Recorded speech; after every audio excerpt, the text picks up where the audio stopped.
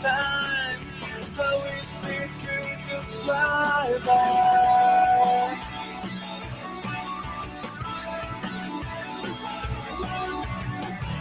Spend my days waiting for that something out this space. It's been the perfect choice to close our door.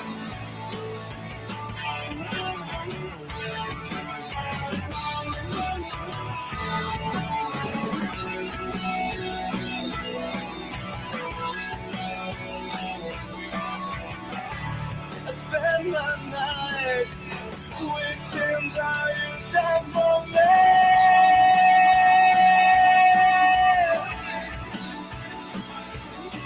Okay, guys, if you're on, you guys seem to be doing exactly what I was going to ask you to do. Put your location where you are so we know where everyone's from. It's been the perfect choice to close our door. If you guys can hear me, let me know.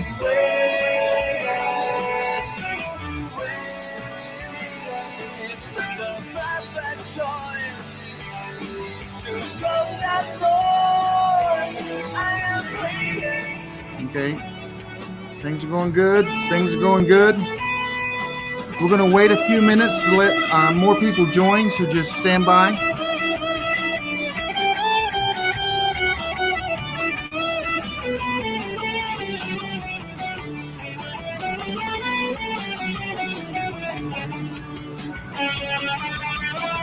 It's been the perfect choice to close that door. I am waiting. It's been the perfect choice to close that door. I am waiting. I am waiting.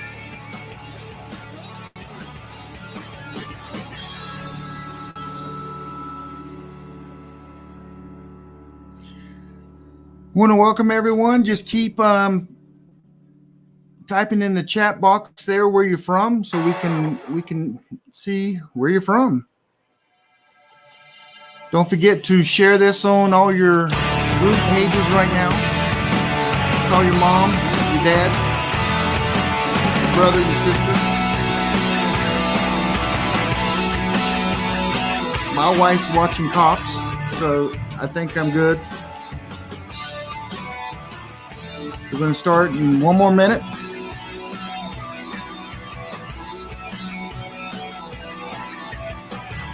I waste my time. I wish it could just fly by.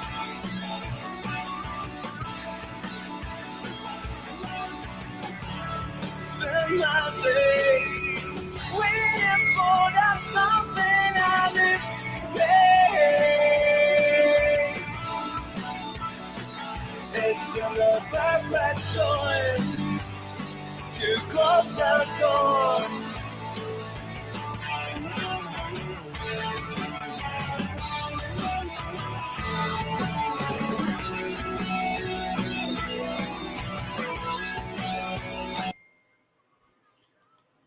Okay, we're going to get started here, guys. I got a few announcements as we get started. It's not going to be as many as last time. People are like, that was kind of long. So, hey, listen.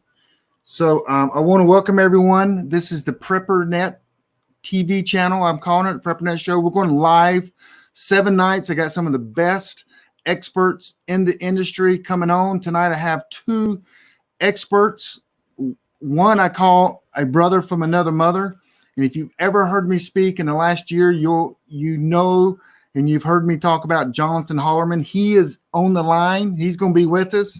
And then Survival Mom. She is the mom of all preppers. Loves this lady. She understands being a mom, being a prepper, taking care of a family from, you know, we have different roles, and that's not true for every family, but you know what? She just understands, I guess, the side I don't understand sometimes. You know, I called the kids germ carrying freaks or whatever. And she kind of looked at me weird. I'm like, okay, she's a mom. That's what my wife would do. So I'm going to go through a few announcements here real quick, and then we'll get started. Hey, PrepperNet, I just want to tell you what PrepperNet is. PrepperNet is an organization of like-minded individuals who believe in personal responsibilities, individual freedoms, and preparing for disasters of all origins, including pandemics, including job loss. This group is aimed at individuals that have an interest in gaining knowledge, acquiring new skills, and networking with like-minded individuals. There are preppers, survivalists, homesteaders, tiny houses. You can call them anything you want. We actually have meetups throughout the United States. We are in 66 cities in the United States where there's a physical meeting. There's a leader and people come and they meet, they eat, they get to know each other. You got to meet people and be with people in your own community.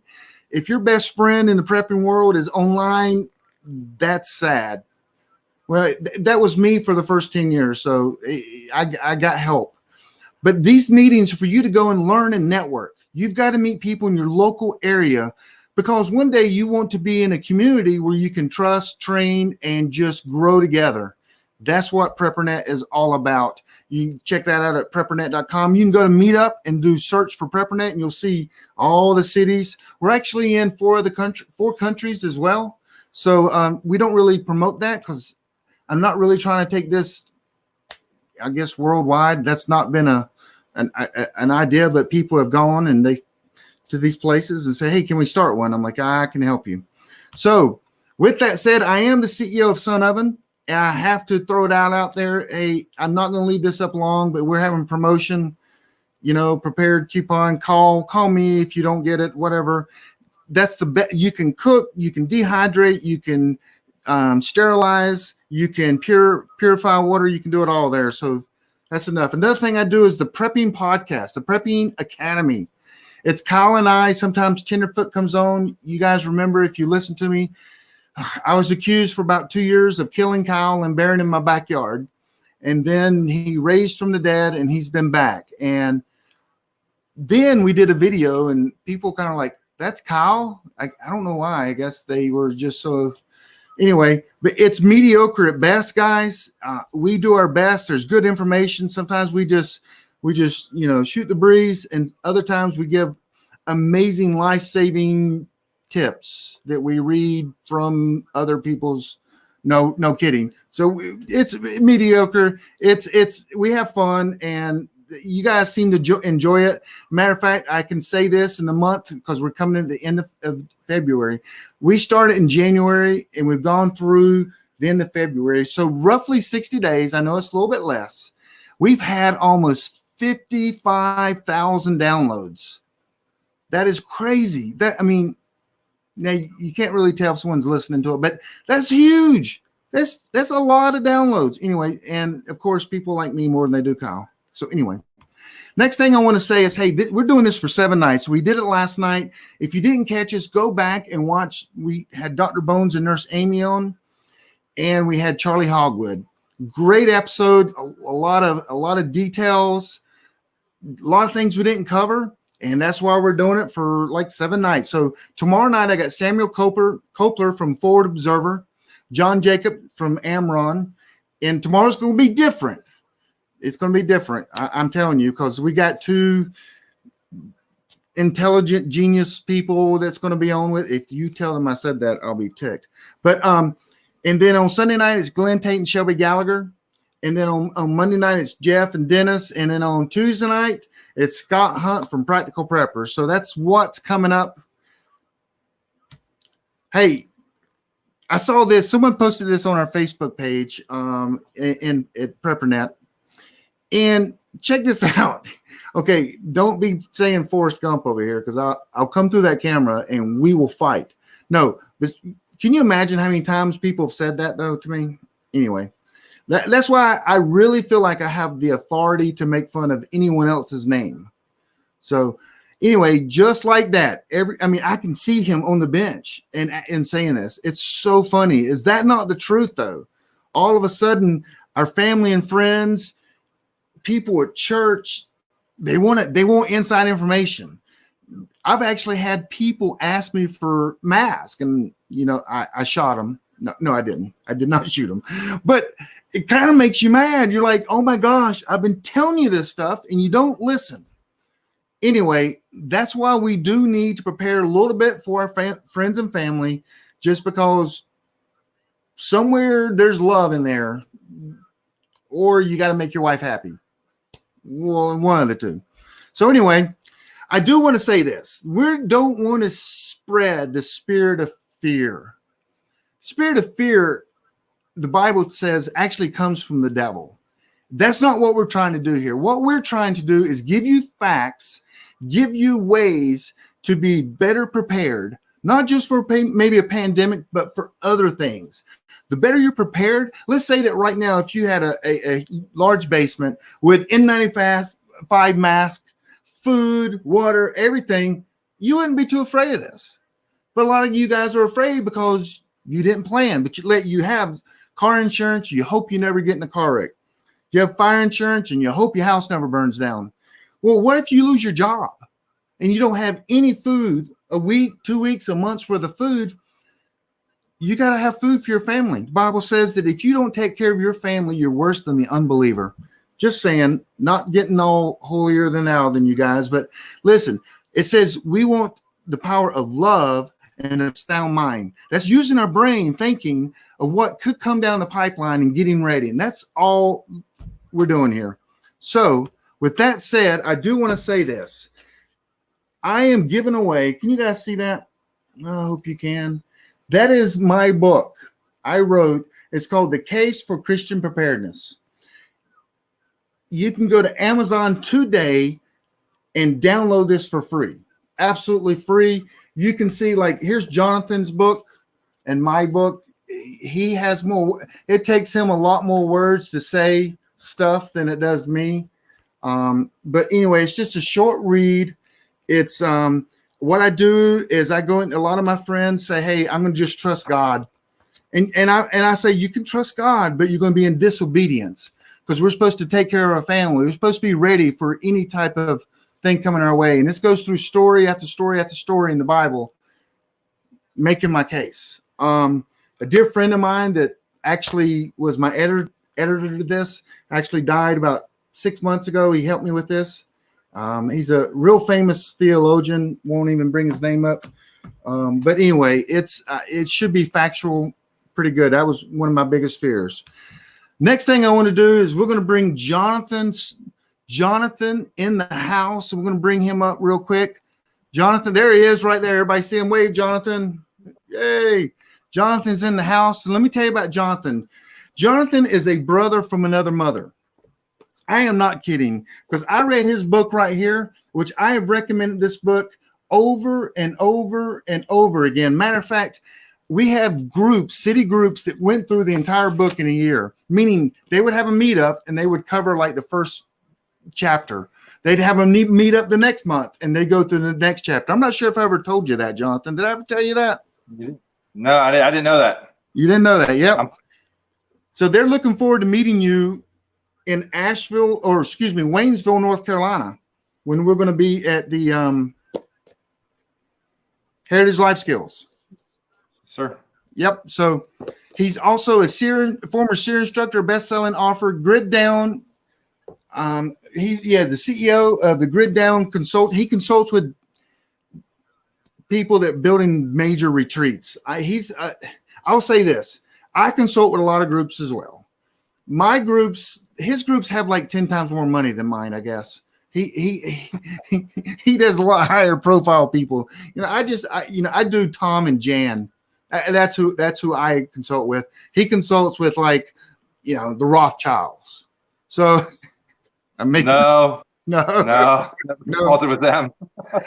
But he's going to be on. I'm going to get him to talk a little bit about himself a little bit more. But I want to invite our next guest in. Oh, he also is he's on this task force. We're actually in this this documentary together, and I'm going to play the trailer in a few minutes. And he actually made the trailer, which ticks me off, and I'm not in there, but I'm going to play it anyway. But I want to invite our next guest on. Her name is, y'all know her as the Survival Mom. Here's Lisa. I got to change the slides. So here we go. So Lisa is an author, a blogger. She's a family survival expert. She has a membership site where she brings in, I guess it's women only. Am I true? Since it's sisterhood? We have a few men who have snuck in and wanted the training. Were their name like Tracy or something like that? Not yet. Oh, okay. So she runs an incredible, she trains people, and you sign up for membership, and it's like ongoing training. I remember a long time ago you did the Prepper Universe, and I was one of your instructors on there. And but she's doing, you guys probably haven't heard of her a lot, but that's because she's going not incognito, she's just getting private people on her membership, and she's working with the folks there. Am I right? Yeah, we have the blog, and it's still pretty active, and I do a lot of Facebook Lives. So I'm out there. Yeah. Okay. Definitely. Awesome. So next I'm going to go, well, Lisa, since we're on you, just please in 45 minutes to 50 minutes, tell me about yourself. No, don't take that long, but just tell us who Lisa is and introduce yourself to the audience. Yeah, I'm happy to. Thanks for inviting me, Forrest. It was a pleasure to know that I would be here with you and Jonathan. But yeah, Survival Mom goes back over 10 years now. I was a lot younger back then. 10 years. My kids were younger. They were 8 and 9 or something like that. And now my daughter's in college. She's going to be 21 next month. And it's amazing how time flies. But I did get it I kind of fell into the whole prepper world by accident. I don't know if many of you have felt that way. But back in 2000, at the end of 2008 and into 2009, my husband's company in Arizona almost just, the bottom fell out of the economy. Maybe some of you remember that, and it was a scary time. And so I just began researching, what can I do to be proactive? So I didn't want my family to end up, homeless and living under a bridge. So I just began to research, and that led me into topics like food storage and bug out locations. And I started noticing, though, after a while, that a lot of what I was reading really wasn't for women. It was, when my husband came home one day, and I was so terrified sitting on, in front of Survival Blog all day long, still in my pajamas. And I was telling him that we have to go buy real estate, that is so many acres, so we're safe from rifle fire.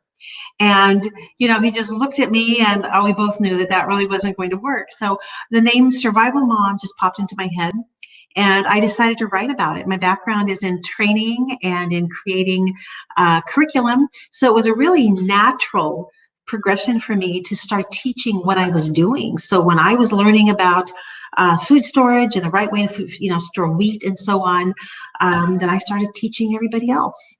And so that's how the blog got started over 10 years ago. It's really hard to think that it's been that long. I haven't aged a day.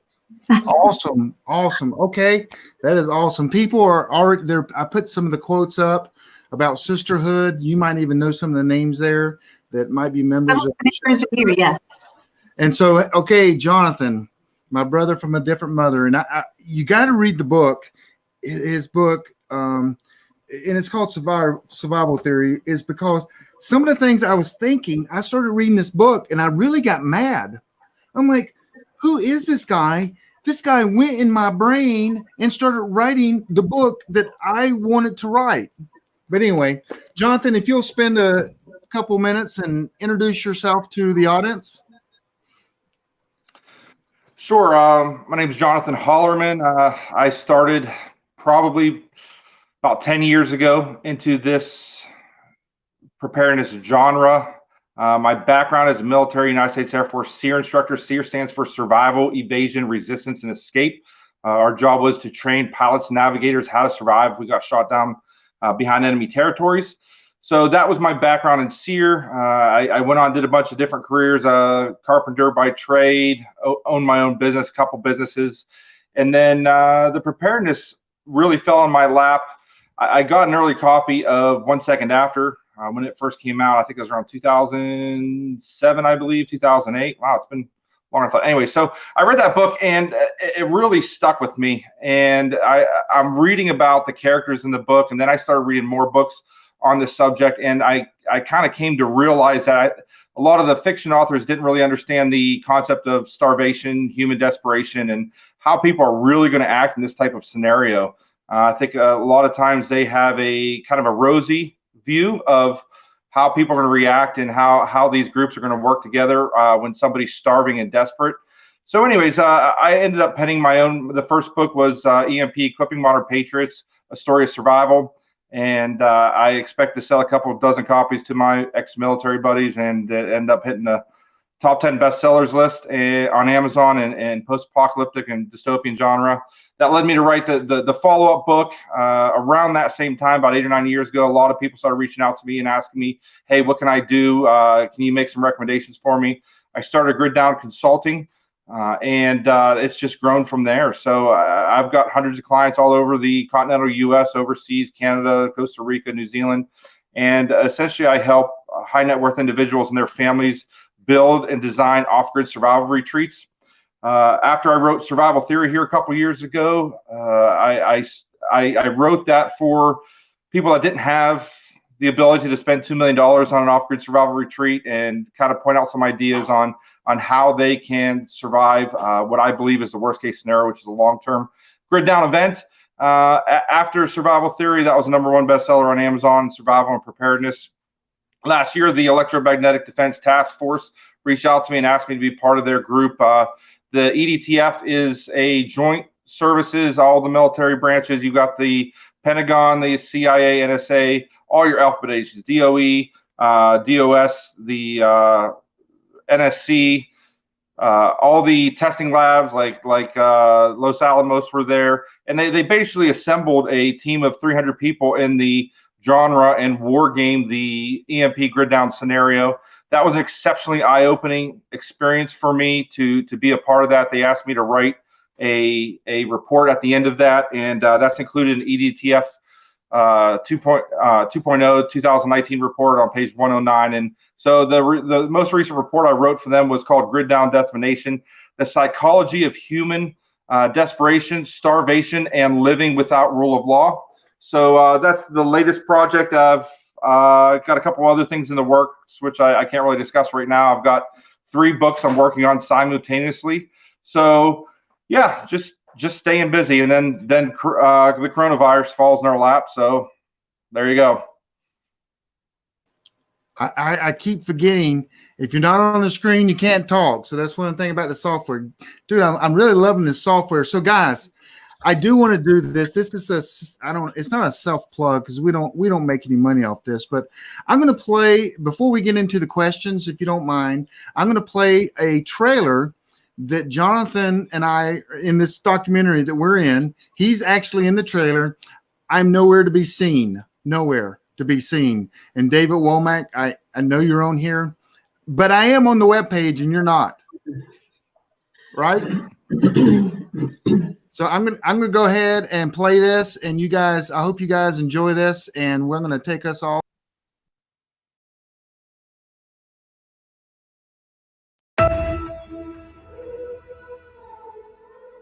We assume tomorrow is going to be like yesterday was, and that our civilization will go on forever.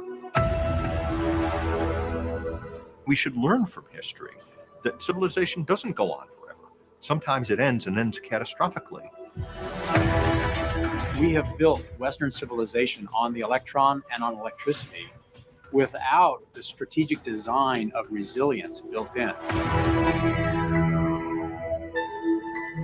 It's just given that our electric grid, that would be safe.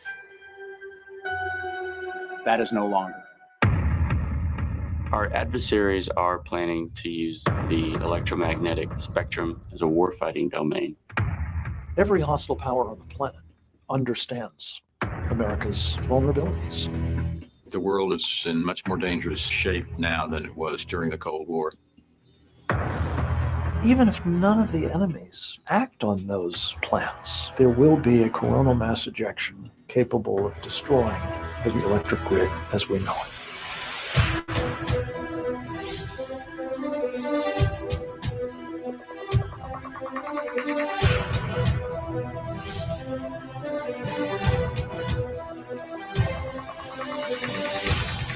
We have for far too long talked about developing a strategy, to develop a plan.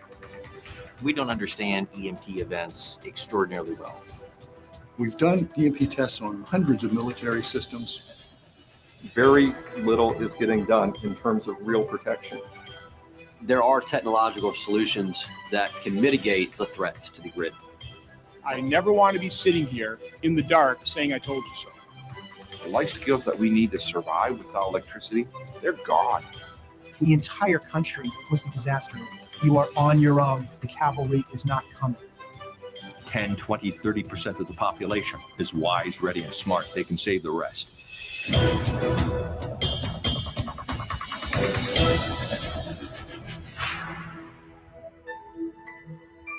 We know how to protect against it. I just worry if we have enough time. We're running out of time.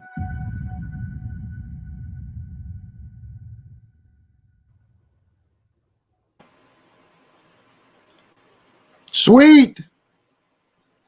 We're going to be famous. Maybe not. That was my 2 seconds of fame there. Yeah, that was good. You were dressed up with your little vest on. Looked kind of cute. So we're going to start out. We're going to do the same kind of format. Tonight I am going to pay attention to the chat because last night I did get a lot of people saying, we had questions. And I said, I didn't care. I didn't mean to say that, but that's what I didn't because I did not really pay attention to it. So with that said, let's I'm going to kind of go. I think we decided we like this view first, didn't we? Yeah. Yeah.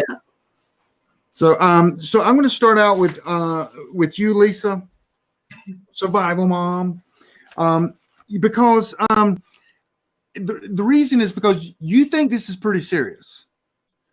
One of your emails that you just sent out just a few days ago said that you and your family, I think, were planning on going to Europe, and you've canceled that. That's pretty serious when you do that. Tell us about that, if you don't mind. Yeah, I think the trick is for us as individuals making decisions, and then for people in every authoritative position, you know, from the president on down, the trick is communicating that this scenario could be extremely serious, and we should prepare for it. And at the same time, we have to live our own lives, you know, day to day. We still have to figure out what's for dinner, for example. And then the trick is balancing being prepared for something really terrible, and then, you know, at the same time acknowledging it may not be as bad as we think. So in our case, yeah, we're supposed to leave for Europe this coming Thursday morning. And my husband made the decision and made the call that though they weren't direct flights, if they were nonstop, if they were nonstop flights, we might have been willing to risk it because we weren't afraid to be in Austria and Hungary just walking around. We weren't afraid of that. It was the multiple airplanes, the multiple airports, and the very real possibility of getting stranded. Like right now in the Canary Islands, there are people, they may have been released by now, but they were locked into their hotel rooms because there was a hotel guest who was positive, you know, COVID, you know, patient. And so we were a little bit worried about that, just the travel. And then, you know, what if we got stuck somewhere and we couldn't get home? So that was the main reason that we made that decision. Okay. Jonathan, are you seeing this kind of in the area, the people that you consult with? Are preppers, are they buckling down? Are they in their retreats now? Are they planning on going to their retreats? What are the preppers saying? Because we act different than most people. We've already a lot of the people, we've already planned this out in our head. So, I mean, what are you hearing and what are people doing? Lisa's made a decision for her family. What are other people doing? I don't think most of my clients are pretty level-headed individuals. A lot of them are business people in the doctor, dental realm, and then people that operate and own businesses. So they're not the type that are going to kind of spook easily. I guess how worried should we be over this, right? So I guess it really depends on which news source you're listening to. So I mean, I've been hearing a lot about they seem to be overreacting. I mean, we know the media on all sides like clickbait headlines. They're using this to basically get ad streams through advertising whenever they have articles and they have their news channels and their talking heads are talking about this. The problem is it's kind of scaring the American people to a degree. So I'm not saying that there's no threat here. What I'm saying is as of right now, there is not a catastrophic threat. I've got a lot of clients reaching out to me that all of a sudden this has put things on their radar, and all of a sudden they want to jump back into construction projects that we've put on hold for winter. And but for the most part, I haven't been seeing my clientele, anyways, kind of losing it. But then again, I've also been in contact with them. So I mean, there's two sides of this. One, it's the end of the world as you know it. That's clearly not the case as of right now, where coronavirus sits. The big ones that we would be really concerned about would be swine flu, bird flu, things like H7N9 or H5N1. Those are influenzas that have a 40 to 60% death rate when you catch those. With this particular virus, we're seeing anywhere between 2.5 to 3.5%. I mean, that's still bad, right? On the flip side of this, you have the numbers from China. I mean, we're having to trust a lot of numbers from China, though. Yeah, well, the problem is with this, again, everybody's so fixated on the numbers. Think about this.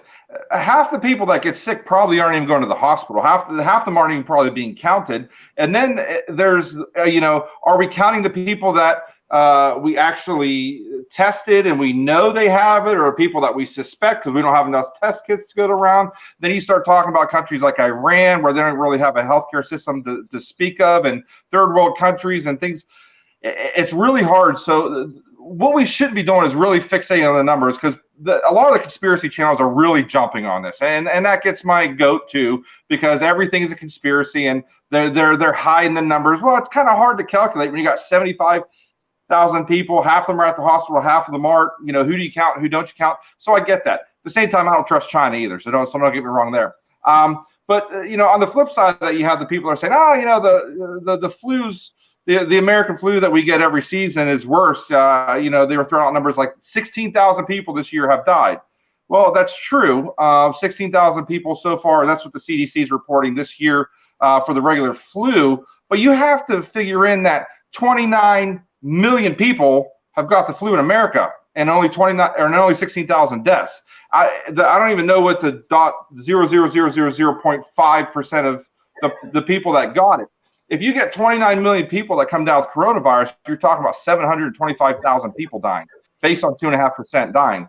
So we don't want to minimize the threat of this, right? 2% to 3% of people dying from this. You don't want to get it if you don't have to. But so we need to keep a level head. I do appreciate you throwing up the Bible verse there. We are not supposed to live our lives in fear. I'm very adamant about that. Not prepping out of fear. We need to prep out of responsibility and taking care of our families and being there to feed and protect them when the time comes. But we don't need to be doing it out of fear. So this is don't let anybody tell you that it's no worse than the seasonal flu, because that's not true. I mean, you're seeing 10 times the amount of people that are dying from this than the regular seasonal flu. So Lisa, let me ask you a question. He's playing it down a little bit. He kind of did what Donald Trump did the other day on his news conference, where the guy from the CDC said, no, it's going to hit America pretty hard. But what scares, well, one thing, I do have a joke here. I really think a woman made this virus, because it does affect men more. Mm-hmm. But is that because of the region that it's in? So where do you fit? Are you? I mean, I'm not trying to get you guys, but do you agree with Jonathan about what he said, that it's something to be concerned with, but you probably won't die from it. The chances are. Right. A couple of things. At the very beginning, what caught my attention was the unprecedented actions taken by a country that is highly, highly paranoid, practically, I would say, of their worldwide image. And China has long been focused on being seen as a first world country, very competitive with the United States in every way, militarily, the economy in every way. And suddenly they're shutting down cities of tens of millions of people. And the Disneyland is being shut down. They shut down the portion of the Wall of China, the Great Wall of China, in that province. And when I started to see those actions spread, knowing that the Communist Chinese Party is, their goal is keeping the Chinese Communist Party in power, and they're taking these actions, and what a hit their image has taken internationally. I mean, to the point that when will it recover, where China will regain the trust of people? And then, we began to see just kind of some videos leaking out, and we couldn't think of very many. What are some rational explanations for this? And trying to put that all together, and then having that align with maybe maybe a storyline that this is no big deal because the actions of China belies that. So what is the truth? What is the truth? And I came up with an explanation for my members, Survivor Mom Sisterhood members, because the truth is really fuzzy, because we get an official story from the Chinese Communist Party. Okay, their motivation is staying in power. It's going to be, propaganda-ish. We have information that leaks out from everyday citizens. We have information that comes out with the anti-Chinese Communist Party people who are there, kind of working against it. And then we have our mainstream media. Then we have alternative news. We have bloggers. We have rumors getting started. And the truth, what is the truth? Where is the truth in that? So when I look at the numbers, I question. I don't believe that the numbers are accurate from China. So what I've been doing is I've been looking at South Korea. South Korea is meticulous with their reporting, and they really are on the forefront of this. They are right there testing, and if you take a look at the number of people they have that are in serious critical condition, it's a very tiny number compared to the number of people who have been diagnosed. So, I would say at this point, I don't really know what the truth is, because this is from a country that is highly secretive. So, how did it get started? And as far as, China accusing, the world, Americans in particular, their ambassador was on TV and said specifically that it was racist and xenophobic, to mention any, to throw any blame or to start what he called rumors. Well, when a country is as secretive as that, to the point where they're shutting down these kinds of cities and taking these draconian measures, and then, trying to turn around and saying, hey, wait a minute, you can't call us, you can't be xenophobic by questioning us. That ship sailed a long time ago. Mm-hmm. So the time for China to be up front with the world was a couple of months ago. Yep. And that's not happening. So it's going to be interesting to see how it develops. So I guess what I would say is the truth is out there. And I don't think that anyone really is knowing what the truth is. We know, and they're hiding the truth even more. Countries. So what's happening in Iran is not really the exact same model as what we're seeing in South Korea and other countries. So what is going on? Did you see today that they're putting people in jail, people that they're disappearing, I won't say in jail, in China? Anyone that is writing or blogging against what the party is putting out, they're disappearing. And I think I think the China. Are we really surprised by that? Say what? I said we can't really be surprised by that. Right. It's a communist country. I mean, that's what they do. They're going to silence anybody that's going to make them look bad or that's not towing the party line. So I mean, that's just the nature of the beast over there. I really think that we should less focus, not us, but I'm saying the American people should less try and nail down the numbers. I mean, we're talking tens of thousands. I mean, they could be off by 100,000. We're not going to know till it gets here, right? Right. We have a pretty good handle on the case fatality rate throughout different countries. Lisa brought up a good point. South Korea, they have a much lower rate. There's a lot of factors that go into this. The Chinese people, you're seeing a lot higher percentage of men dying, but that's because in that culture, the men are primarily the ones going out and leaving the home on a daily basis to the factory. So I mean, there's a lot of cultural things that are going to be different there than they're going to be here in America. In America, and their populace is also a lot more. They've been living under that regime for a long time. So when they say basically you're quarantined, they quarantine, right? I mean, they go in their houses, or they're going to weld them in their building, right?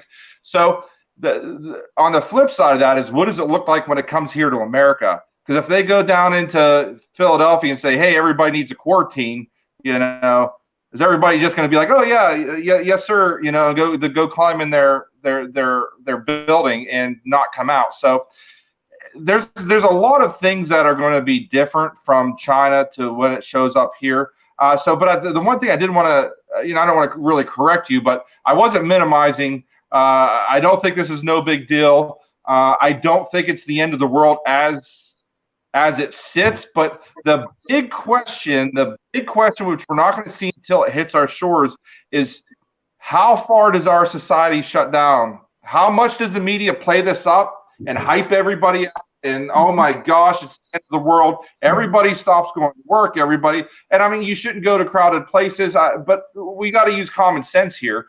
But if this gets hyped up too far, right, and people like interstate trucking shuts down, it could get really ugly here, but we're not there yet, right?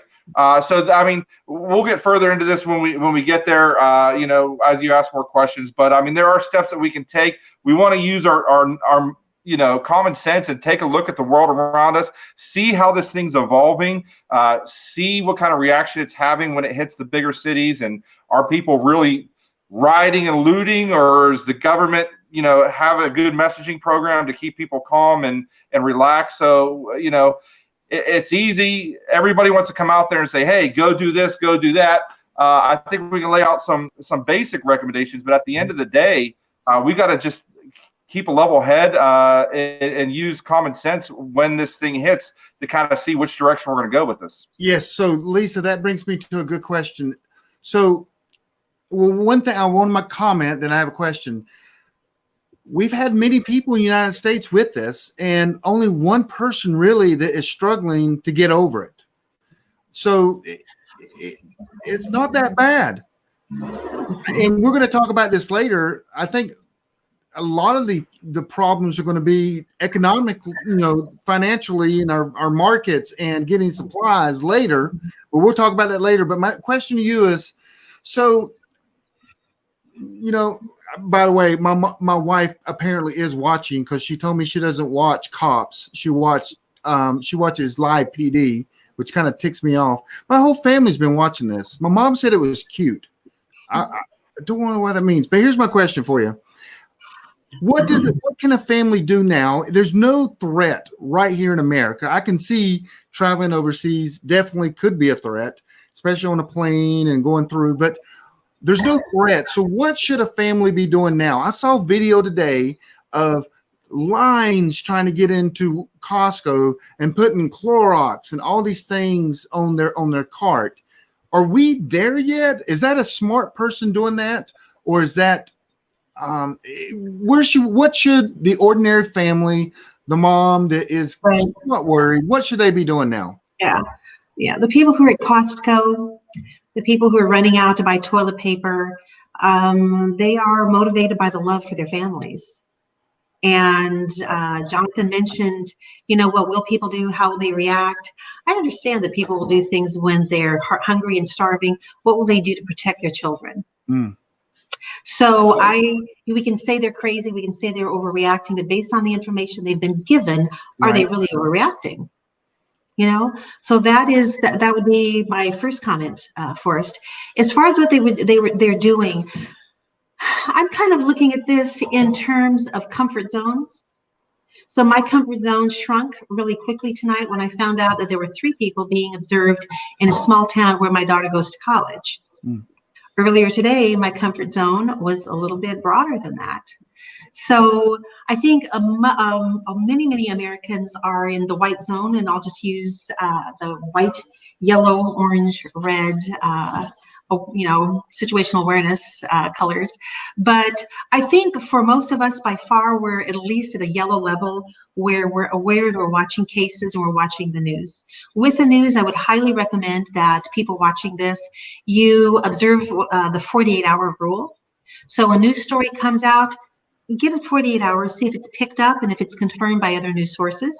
So if you see something and you just run with it, then you may take some actions where you may be spending money unwisely, you may be buying the wrong things, making the wrong decisions too hastily, and then having to run back out and return whatever it is you bought.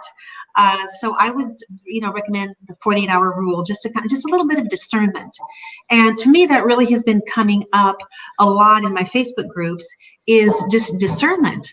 And so, sometimes I've been seeing, I don't even want to go into the topic because it's a hot button, alternative medicine, to cure the COVID-19 virus. And, but everyone is just reacting in different ways, to what they're hearing and seeing. So what should families be doing? Really what the CDC is suggesting, and a lot of, what you're hearing on the news, it just really means, in my opinion, to be ready just to shelter in place for 14 to 28, 30 days or so. And the 14 days quarantine, it does look as though that may not be enough. But if you have a good solid 2 weeks at least, you can, just be rest assured, okay, we could stay at home, lock the doors and the windows, no one comes in or out, and we have food, we have supplies, we have medications, we have everything we need for 2 weeks. That's one thing that every family can do. I've also been encouraging people, and this sounds so simplistic, I'm almost embarrassed, but there are some really simple things to do for free that I was telling people earlier today in a Facebook Live, this is kind of a time period to practice. So you don't want to put on an N95 mask, for example, for the very first time when you find out that there is a COVID-19, case at your kid's school. All right. And now you're trying to get used to breathing in this thing. For some people, that feeling of suffocation is really uncomfortable. Now would be the time, if you bought the masks, and just to, put it on your face and wear it for a couple of hours and get used to the sensation and make sure that it's sealed around where it needs to be. And if guys, I guess if you need to shave off your beards or your mustaches or whatever, I mean, that's a small price to pay. Jonathan, you have to shave it. But the point is, no. the point is to kind of get used to these things. It's like we always tell people to, practice what you're prepping for. So, if you're stockpiling wheat and you have no idea what you're going to do with the wheat, now is the time to do that. So the face mask is one. In fact, one mother said, Lisa, I can't get my, hands on masks. And I said, don't put masks on your kids right now. Maybe one to practice. Maybe just honestly, just a bandana where the kid gets used to kind of having something over their face, their mouth, and that sensation. But that is just, one small thing if you can't find the mask to practice with. Another one is just I'm calling it the professional way to wash your hands. It's not enough just to run them underwater. Seriously, watch videos on YouTube and watch I call the correct way to wash your hands. One nurse told me, she said, Lisa, if you don't do it correctly, if you don't do it thoroughly and for long enough, she said that could be enough just to pick up a virus. And so you really want to be thorough with that and practice it daily and teach everyone in your family. Get in the habit of not touching your face, your eyes, your nose, your mouth. That is where the virus is going to enter. And one thing, I believe it was the South Korean doctors, they said, I think they were the ones that believe that this is actually an aerosolized virus. So it is in the air. And if that is the case, then you need to have, the eye protection, and you need to just not touch your eyes, your nose, and your face. And that is a difficult habit to break. The third thing you can do for completely free is to get in the habit of disinfecting your home, and particularly high touch points. So doorknobs and light switches, the remote controls, cell phones, the keyboard of your computer. How how often every day are some of those things touched? The bathroom, the toilet handle, the doorknob to in and out of the bathroom. My Lord, the list goes on and on and on. And that's just inside your house. A couple of products to look for specifically. We use Lysol and Clorox cleaners most often. A lot of us do, and other brands. But there are a couple of brands to look for, and I can give you a good reason why. There's something called dwell time. And dwell time is the length of time the surface has to stay wet with a cleaner, a disinfectant, in order for it to kill that virus. And so the dwell time for Purell multi-surface hand sanitizing, Purell multi-surface disinfectant spray, that dwell time is 30 seconds. The dwell time for a Clorox or Lysol cleaner is 10 minutes. And the trick is you have to keep that surface wet the entire time, because you have to give that liquid, that disinfectant, time to do its job. Now, right now, we really are not cleaning with the idea in mind that, my husband down in Houston, he walked in and there are people in his office, that have been sick. I need to go and use, the Purell disinfectant, for example.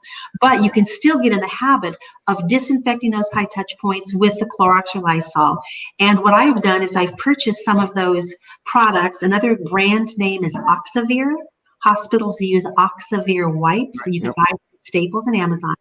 It has about a 1 minute dwell time. But I'm buying those things. They have about a 2 to 3 year shelf life.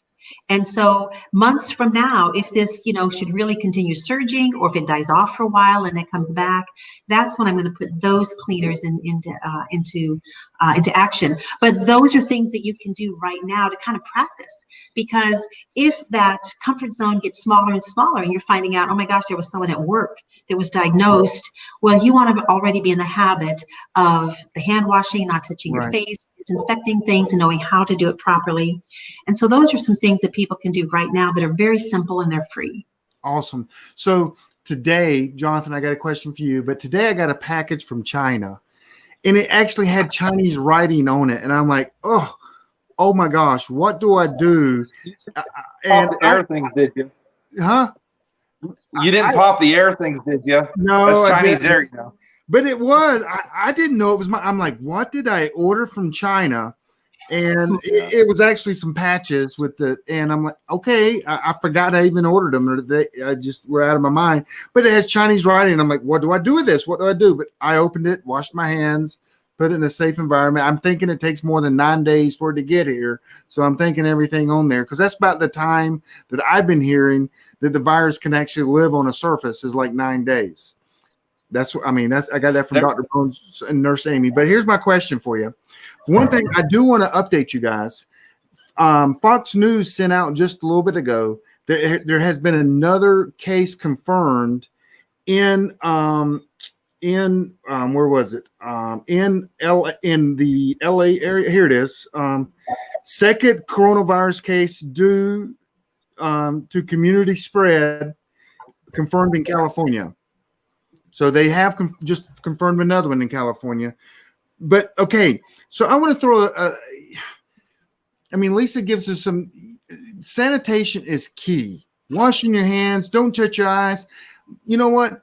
You're making me mad, Lisa, because that's what my mom's been telling me for all my life. Yeah, I know. We don't listen, but that is true. So a couple things for you. Let's say that your community, let's go all crazy here, Jonathan. If 20 people in your community all of a sudden get it, it's going to change your life. It's going to change your kids. It's going to change a lot of things in your life.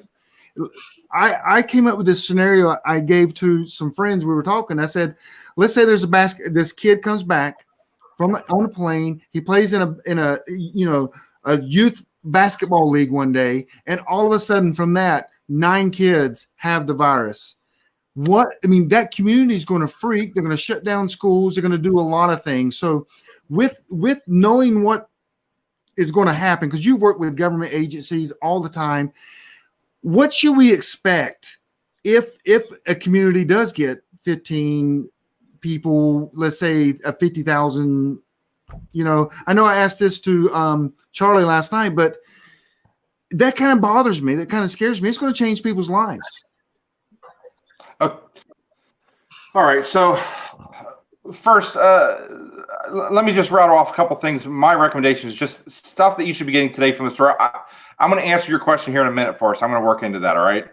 So Okay. right now, you don't need to go out and panic buy and drain your kids' college fund, go out there and buy 5 years worth of food over this.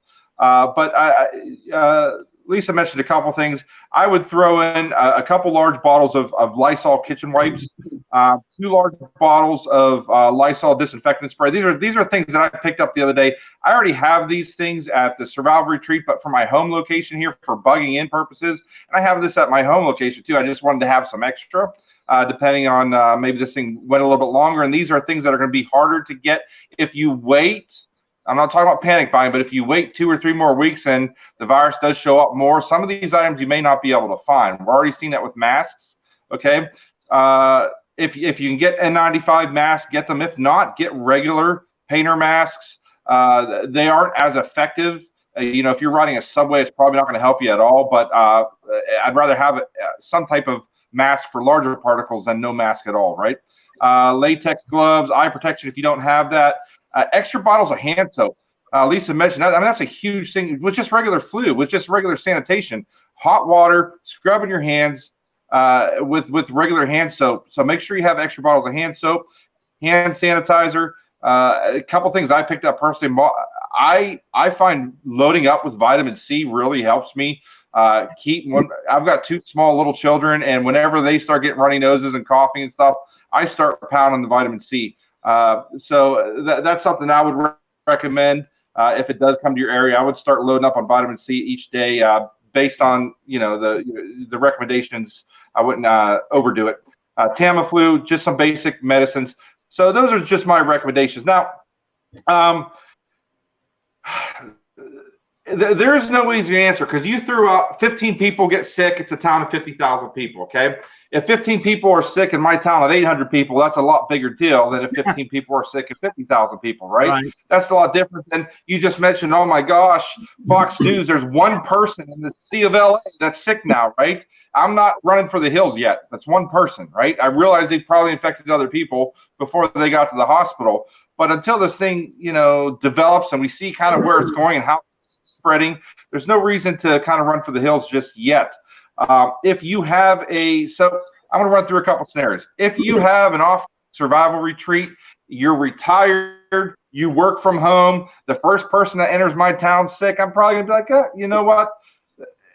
I have this weekend cabin. I might as well just, I don't need to show up for work. I don't have any kids that need to go to school, blah, blah, blah, blah. There's no reason why to stay there. Okay. Our family, we have a location to go to, but I'm not really worried about it right now. I have plans to stay in my home until if it starts getting really bad and there's other societal things that are going on, then we'll consider bugging out. This isn't a grid down scenario where there's going to be traffic jams. Obviously, if I see around the country, the big cities, they start throwing up quarantines, I'm out of any kind of population center. The key to this thing is, and we talked about washing your hands, don't touch your face, don't cough on people, don't be around sick people. At the end of the day, the least amount of sick people you can be around, the better, right? So our family, we homeschool. I think, Lisa, you do too. We homeschool. I work from home. To be blunt, my plan is to literally lock my door if it comes to town, if it starts spreading in my area, not necessarily in my town, but my area. I have a couple months worth of regular food. I have a chapter in my book called Buy What You Already Eat. Just to lay that out real quick. Let's say your kid eats Cheerios or SpaghettiOs once a week, right?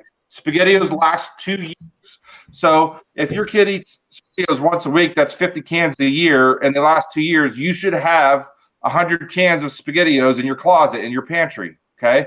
And I'm not saying that everybody's around and do that now. I'm saying over time, if you were doing this over time and buying SpaghettiOs when they were 50% off, you can actually save money on your shopping bill. So without buying long-term food, spending extra money, you already have some food at home. Just basically keeping a large pantry. That way, if things do kind of go south for 14 days or a month, you don't have to go out. The average person goes to the grocery store every 3 to 4 days. My recommendation is that if you can stock up on a little bit of canned goods, some stuff that you eat, easy meals, hamburger helper type stuff. If you can stock up on some food, and when it really does, and I'm talking about now, I'm talking about when it does come to your area, if you can stay home and not be out in public, better. So, and if you do have to go to the grocery store and people are sick, go at 3 o'clock in the morning. Don't go at noon. Go when nobody else is at the grocery store. When you get back to your home location, treat your home. Doesn't matter if you're forced to go to work to keep your job, or if somebody has to leave the house and be around other people for whatever reason. If this thing's in the area, when I come back, I'm treating my house like a quarantine zone. So when I get to the front porch, we're gonna have Lysol wipes out there. Yeah, you wipe down, you take your clothes off down to your skivvies, you go in there, get them straight in the wash, get a shower, don't touch your face, wash your hands, and just basically don't bring it into your house in the first place. You talked about a package being delivered. If I have to go to the store and buy stuff, when I get back to my house, I'm stopping on the front stoop and I'm wiping every bottle, every box. I'm wiping everything down, disinfecting it before I bring it into my house. So if you can keep the disease outside your house, you don't have to worry about it as much inside your house. So I realize a lot of people are giving recommendations on what to do. It depends on how bad it gets, and it depends on where you live. So if you live in downtown New York City in a 20-story building, and you ride the tram or the subway every day to and from work, I hope you have an Uncle Bob or something that has a farm somewhere rurally that you can go stay with him for a month or something, because personally, if it hits New York City or some major city and you're in some big city and you have to ride public transportation and you're in a building with shared ventilation, in that kind of instance, personally, I would choose to, even if I lost my job, I don't know. I don't want to judge anybody. I mean, everybody makes their own decisions. Again, we talk about using common sense. How bad is it in town? How bad is it getting? I would just be careful. Mass population areas, bulk transportation, I would avoid those things if it comes to town. I'm not talking about today. I'm not talking about next week. I'm saying once this thing does hit, I do believe it is going to hit here in America. It is going to spread. The question is how bad, how far does things, how bad does it shut down? If truckers stop driving across country because the civilian truckers are kind of getting stressed out, and that would be because of the media, grocery stores to stop seeing food. At that point, you might want to start making some other plans as far as staying in mass population centers. I would start making plans to leave. But if you live rurally, live on the, somewhere already, this isn't like an end of the world situation where, it's Mad Max or anything like that. Yes, I agree. And I guess, Lisa, we're a strength that you have, and every man has to appreciate it, and woman, is that if you do have to bunker down for 30 days or 40 days, whatever the time period is, that is probably a parent's biggest fear, to do that with their children. I mean, that's what they make duct tape for, is small children. I don't know if you knew that. That's why they made duct tape. But what are some things, because I know you have thought through this, because you just have. What are some things that maybe families should be doing now to prepare for the time that they may have to stay in their house for 30, 45, 60 days? I mean, because not only getting food, but maybe like a deck of cards or things like that could be very beneficial, that people don't kill each other. What do you say on this? Yeah. One thing I noticed, I only read one report, and Jonathan maybe saw something else in addition, but it seemed as though in China, even in Wuhan at its worst, they had water, they had power, they had internet connection, they could make telephone calls. So honest to God, I think the internet is going to be the saving grace of those parents. First of all, if schools shut down during the school year, I was a public school teacher for a few years, and I worked as a public school trainer for the district office for a number of years. And I'm 100% certain that these conversations are happening like right now among teachers themselves. I know they are, and at a district level, and then of course, at a state level with, state educational committees or whatever. So they will be finding ways of online instruction. However, I have a couple homeschool kids, And one of them sitting right over there. He's taken community college classes. And for most of our homeschooling years, summer, yeah, we did some stuff in the summer, but summer homeschool kind of just oozed into the fall when we also did homeschool. And then it kind of continued into the summer months. So my kids have no concept of just June, July, and August off, which has been nice. So anyway, so that has kind of let us, just kind of do a little bit of homeschooling through the year. And I don't see any reason why parents in any given month could not utilize the internet and couldn't utilize, different TV things to start to continue with instruction. This is what I think about sheltering in place. It is, just think about a summer months that is completely unstructured. Kids go bonkers and every day seems to last for hours. The kids are bored. What am I going to do, right? So my highest recommendation for a shelter in place is to start thinking about what could you put in place to create a schedule, have some structured time. And, you might just start thinking just about what is your routine right now? Okay, what do the kids do at school? What are their favorite subjects? They like to have physical activities. They're going to need some quiet time. We're going to have maybe some, writing time. We're going to have time as a family or whatever. I'm going to teach the kids handicrafts. We're going to watch some, math lessons or whatever, but creating a schedule. And again, it's not sexy. But if you have a wake up time in the morning and there are chores, we're going to, we're going to delegate, we're going to get the house all disinfected for the day. And you have these routines in place. It really is going to give everybody a purpose. I mean, I've heard of people who were in, prisoners of war and, in remote, jails and horrific conditions. And they had to create routines just for themselves to get through the day. So throughout the day, they had something to do and then something to look forward to, some structure. So it's simple, it's free. You can look around the house now and start thinking, well, what would we do if we had, 48 hours? How could I structure just 48 hours?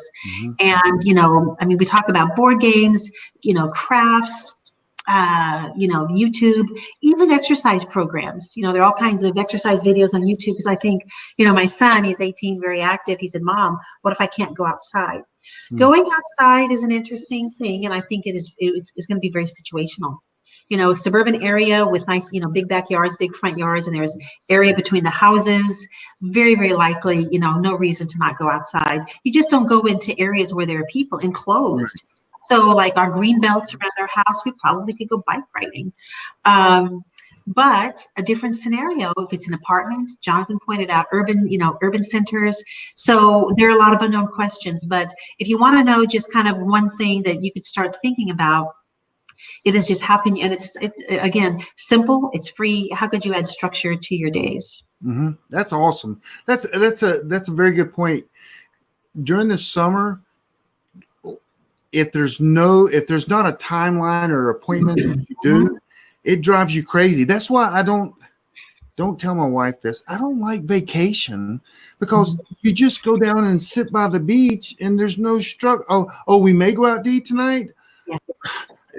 I need to know what I'm going to do. And so I guess I need to learn how to relax, is what my wife would say. But so what I just heard from you is I can play lots of golf while everyone else is in quarantine. Well, you know what? Around people, I'll be in that wide open. I just carry my own bag. And that's what I'm hearing. Can I use that? Can I tell my wife that? Right now? Is your wife watching this right now? Yeah, she's already, yes. Don't say anything. Well, I'm going to tell her to start making a honey-do list for you. And she will keep you so busy you won't have time to sit on your butt for more than just a couple of minutes. Okay, and that's just your rice and beans meal. Yeah. Okay, so no golf. Thanks a lot for messing me up there. You're welcome. So, Jonathan, a to-do list that a woman would put together and a man are totally different, as we know. And I do like one thing you said, Lisa, earlier about, hey, it's a good time to practice. There are people right now, there are millions and millions of people in America, they have an N95 mask and they look at it and go, I guess I just put this on my face when I need to go out. They have no clue. That's the reason that Dr. Bones and Nurse Amy last night, I asked them what an N95 mask was, what it can do. Can you reuse them? and things like that because people have no clue. And there are preppers that own these things too, and they've never used them. So it is a good time to practice, because at the end of the day, this is not the end of the world. Like Jonathan said, this isn't. It could lead to some things, possibly. It could bring other diseases up and things. So Jonathan, you went over a short list. Go ahead. I was going to say on that front, I want to be careful. One of my contacts that is in the pandemic response, okay, his big concern has always been, that swine flu and bird flu. I mean, those are population killers. Those will reduce the population of the globe lickety split, right? So his big concern with this is one thing that we should be watching out for out of China. There's a lot of people that aren't eating real well over there right now. The food distribution networks are pretty bad. It's probably not unlikely that they're eating old and dead, sick birds that they normally wouldn't be eating, and animals that they would normally not be passing around. So that's one thing he's really concerned about, is keep an eye on the swine flu. The bird flu could kind of merge with this. This is a time period where we want to keep an eye out for that outbreaking. There's no sign of that happening right now, so don't get me wrong. But we do want to see how this virus evolves over time. Hopefully, it stays the way it is and it doesn't get any worse. But we do want to keep our ear to the ground on that. The one big question I've actually been getting from a lot of people is that I don't think Dr. Bones and Nurse Amy answered last night is, when do I go to the hospital? Okay. Oh, that's a good question. Yeah. My contact was telling me he's in charge of a state of the union, basically pandemic preparedness for a state, and keeping an eye on the hospitals and everything like that. On average, the average hospital has less than 2 ICU beds available. If you don't know this already, the coronavirus doesn't kill you. The people that are dying from pneumonia, which it eventually evolves into a bacterial pneumonia. So it's not necessarily the coronavirus that kills you, it's the bacterial pneumonia. So if you get pneumonia and you get it bad enough, you will need mechanical ventilation to stay alive. And the problem is, that's the big issue is there's just not enough ICU beds, there's not enough mechanical ventilation to put everybody on to get this thing. So that's where the people are dying. So if you come down and this thing starts spreading and you feel like you have flu symptoms, the last thing you want to do is go to the hospital with simple flu symptoms. Because if you just have the normal flu, or if you just have some little bug and you go to the hospital, you're getting it at that point. Right. So don't go to the hospital with just basic conditions. If you're having problems breathing, if you get pneumonia at that point, I would consider going to the hospital. But just be aware they may not have a bed to put you in for mechanical ventilation. The pneumonia that this is producing is being treated with antibiotics. The antibiotics take a couple days to kind of tackle this. Penicillin is the main antibiotic. If you're allergic to that, it's amoxicillin. If you're allergic to penicillin, it's clindamycin 300. But if you those things take a couple days to kind of kick in, take effect, and that's during that time period. A lot of times they incubate you, they put you on mechanical ventilation to keep you breathing. So that's the big danger. So if you have in full disclosure, I am not a medical doctor, so do your own research. But if you can get your hands, if you know you're not allergic to penicillin or amoxicillin antibiotics, and if you do start having trouble breathing, there you go.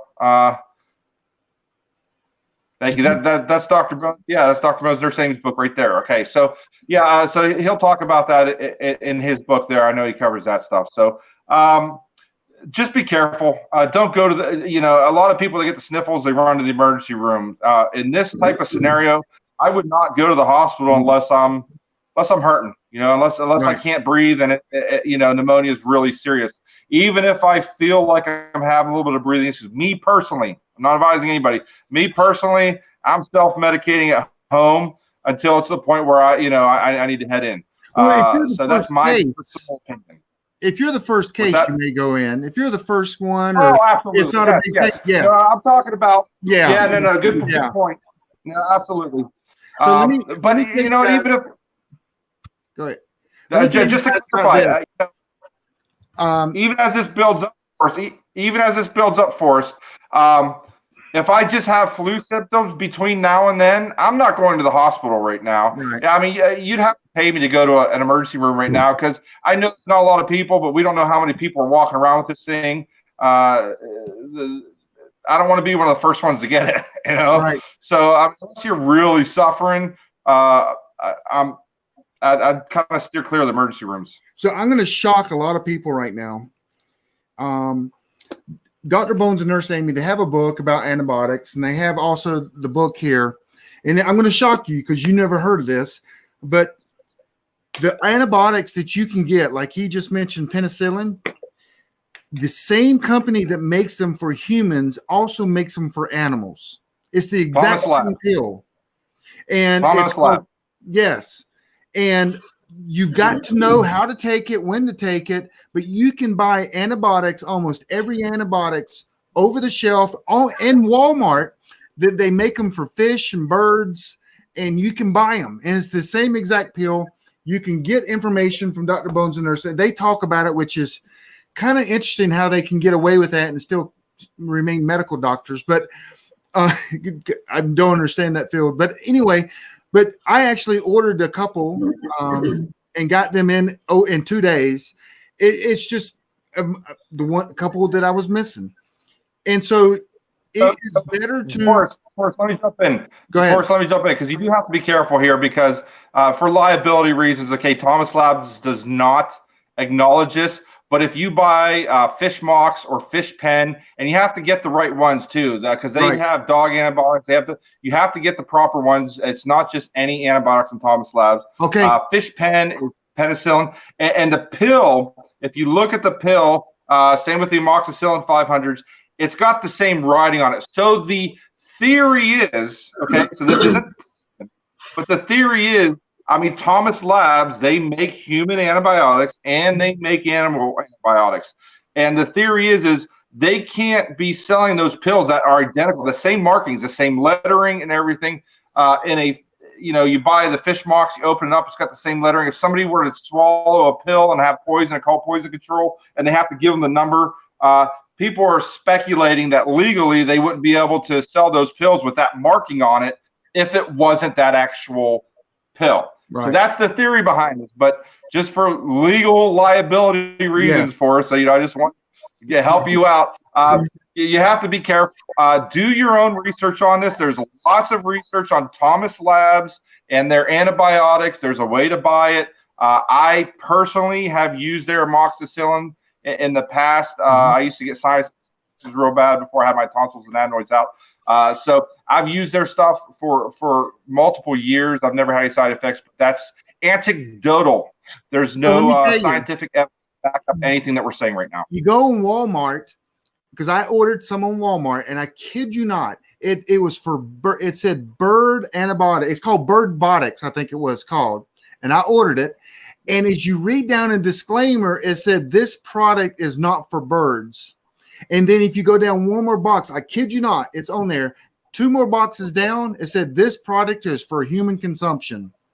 It actually said that. I'm like, that is so weird. But anyway, let's move on. Lisa, I'm going to put a comment up on the screen if you can see it, because I do want to address this.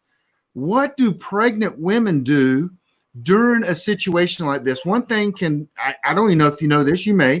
Can they transmit it through breast milk? What do you do with pregnant women, pregnant everywhere? Yeah, the only thing I have read was a case where the woman was pregnant. The baby was born without the virus. The mother was diagnosed with COVID-19. The baby was not, but when the baby was born, the baby became infected. So For the mother at that point, prior to giving birth, I would just, follow some of the advice here. And she works in a bank, right? So she's handling, handling money. But like Forrest, both you and Jonathan have made the point that, right now we are not characters in I Am Legend. Okay, so she needs to just continue doing what she's doing just to stay healthy, follow the doctor's advice. If it was a situation where it was closer, to a time where there were, numerous cases of this virus and they were near her and her, in her circle of, I guess her circle of influence, or whatever you want to call it, where maybe people, with the bank were diagnosed, then I would just look into, is there a midwife where she could give birth at home? I do think that this is going to have some financial implications for people who find themselves in, between a rock and a hard place, and there is no good choice. And so they'll have to decide, do I want to, risk getting, sick myself, with this particular specific virus, or, bring it home to my family? Do I need to quit my job? Because there's so many jobs that just, if you're a waiter, how do you do that from home? So that is, that would be my advice for, the pregnant woman is right now, right now is actually not a bad time to be pregnant and having a baby. Right. If this spreads, then that's a different scenario. So I get a healthy birth, and I hope the baby is just wonderful. So that brings up a good point. Right now, you can prepare by going into work and saying, hey, boss, if this gets bad, let's set up some procedures where I can work from home.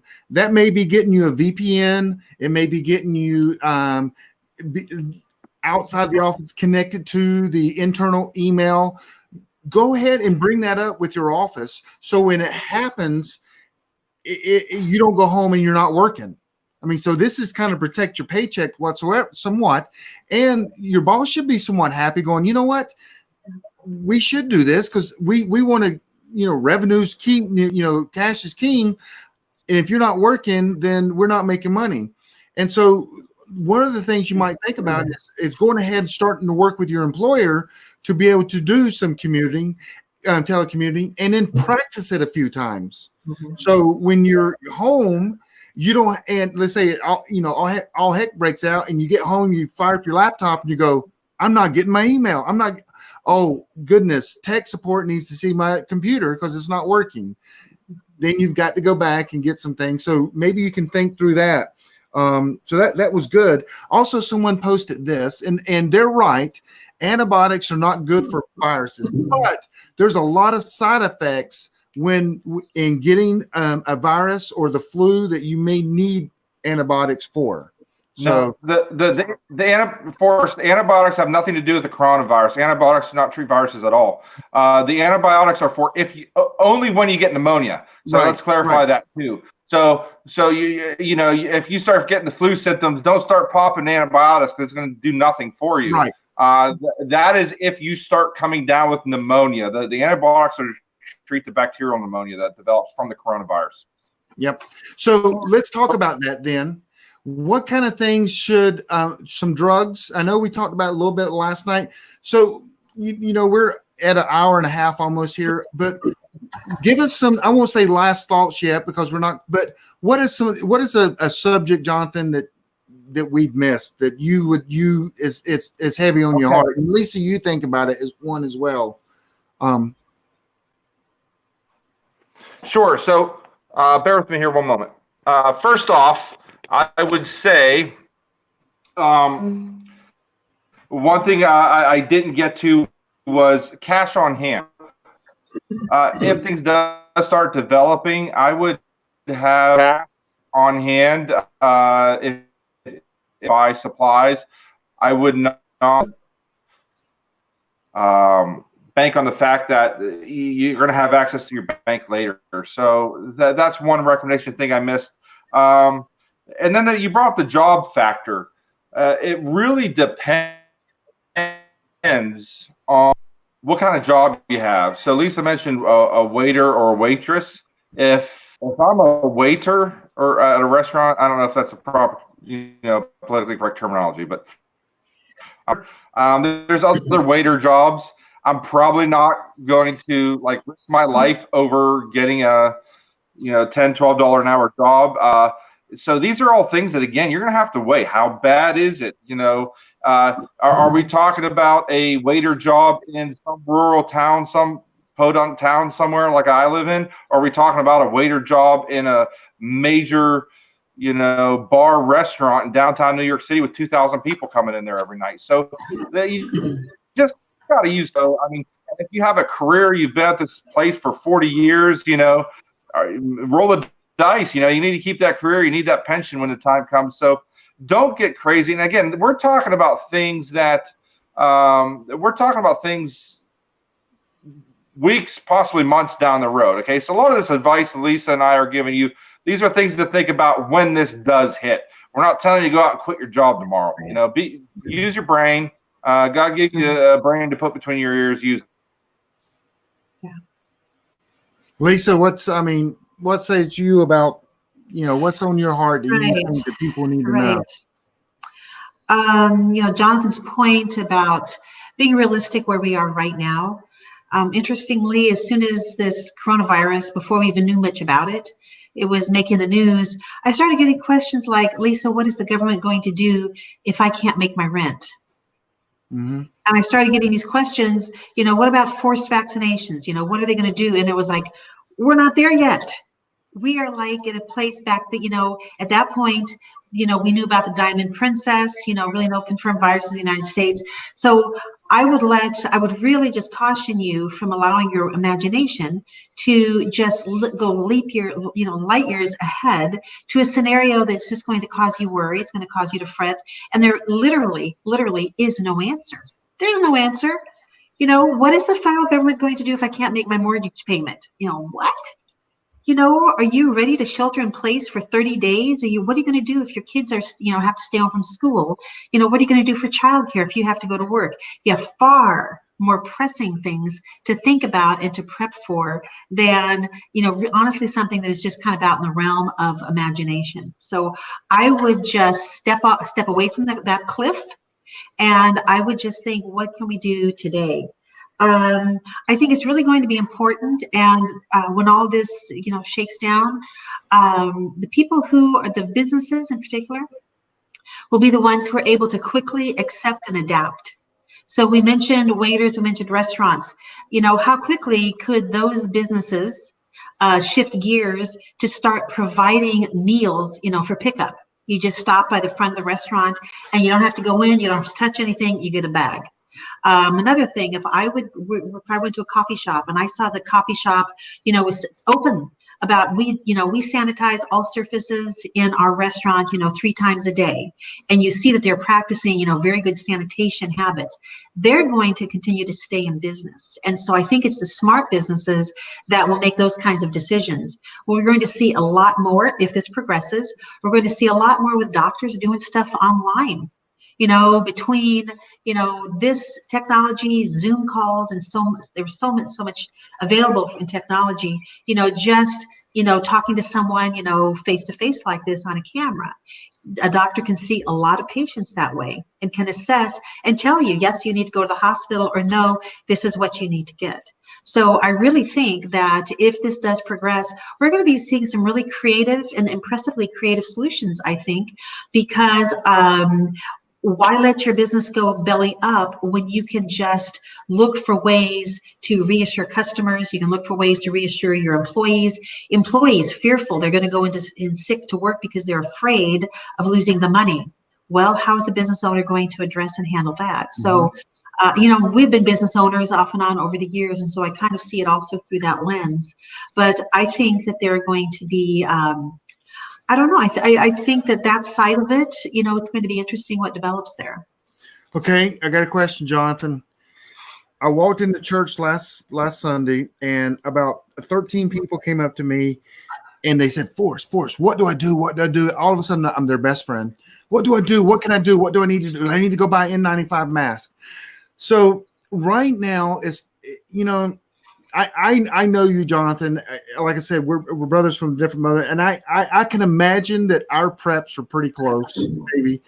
But at what point do you go, okay, you know what? I actually had a friend ask me for a couple N95 masks. At what point do you keep helping, or do you tell them to find it yourself? Matter of fact, I told one guy, he called me and he said, Forrest, I found some N95 masks. They're $63 on Amazon, and that's like $40 more than I saw them in the store, 2 weeks ago. I said, well, is your life worth $60? He goes, I'll buy them. So he bought them. Now he has peace of mind. Sure, he paid $40 more than he was supposed to, but he has peace of mind because he bought 2 boxes. So he's got 20 masks. And the comfort so he paid $120, but the comfort that he told me that it brought him just having it, because I'll slam him because he's a friend, because he didn't listen to me a year ago or 2 years ago or 3 years ago, but now he has that, and it did bring him peace of mind. With that, do you just hand out all your supplies to everyone? And being Christians, man, it's kind of tough not to help a brother, even though when they've been boneheaded and they didn't, because we are the prepping community, and there are people in this chat, and we are the community that been thinking about this, and all of a sudden their friends and family are going to take advantage of us somewhat. Oh, he's looking up a Bible verse. I can see it right now. What do we do? Go ahead. Oh, you're putting me on the spot here, huh? Because this is a controversial subject.